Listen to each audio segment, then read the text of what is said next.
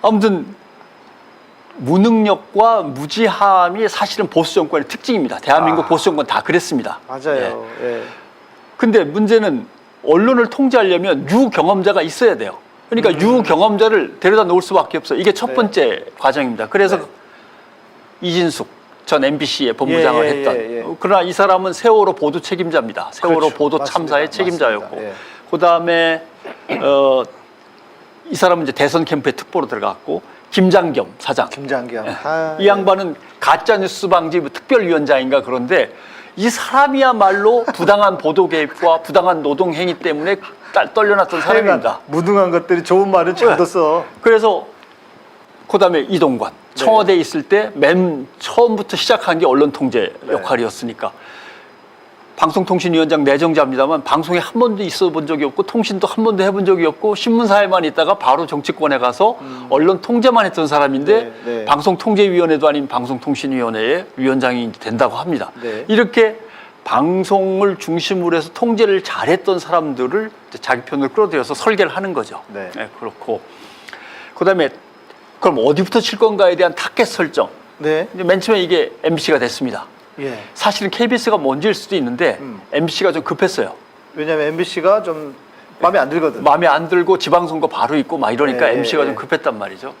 그러니까 모두가 날리면 바이든을 갖다 기사를 썼는데 MBC만 콕 집어갖고 니들은 왜 가짜뉴스 했냐라고 하면서 비행기에도 안 태워주고 뭐 이런 것들이 MBC를 콕 집어서 타겟 설정을 하고 누구부터 이제 칠 건가를 하는 거죠. 그러니까 MBC를 쳐야 되는데 MBC를 치려면 언론 노조를 쳐야 되고 언론 노조를 치자니까 민주노총도 쳐야 되고 타겟을 갖다 이제 설정하는 문제. 민주노총이 언론 노조에 많은 어떤 상급단체죠. 그러니까 이제 실제로 예를 들면 어떤 기업에서 큰 대기업이 아니라면 대개 노조원들이 뭐 100명, 200명이란 말이죠. 그러나 KBS 같으면 2,000 몇백 명 이렇게 된단 말이죠.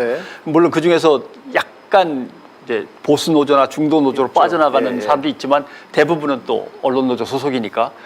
그 결국 민주노총의 힘을 약화시키려면 언론 노조를 약화시키면 되고 언론 노조를 약화시키려면 KBS, MBC 노조원들을 꽉 묶어놓으면 되거나 보수 노조로 빼면 되는 거거든요. 그러니까 그 타겟들을 갖다 하나씩 이제 설정하는 작업이 이제 벌어지는 거고, 그 다음에 법과 제도를 이용해서 이제 잡아뜨리는 이제 작업이 시작되죠.